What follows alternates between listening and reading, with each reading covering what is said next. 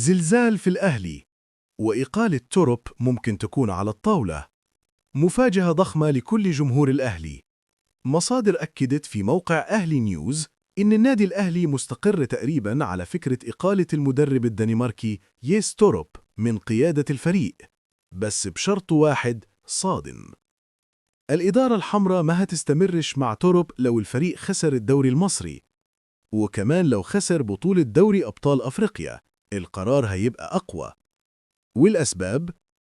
الإدارة شايفة إن الفريق أداؤه وسلوكه داخل الملعب مش بالمستوى المطلوب. في عدم ارتياح واضح من نتيجة الأداء رغم التأهل لربع نهائي أفريقيا. في تحفظات على طريقة تجهيز الفريق، خصوصاً بدلاء الأهلي في أهم اللحظات. والخبر بيقول كمان إن الإدارة ما بتحبش تتسرع في رحيله قبل ما تشوف الوضع النهائي. لكن الخسارة في الدوري أو في أفريقيا هتكون نقطة فاصلة.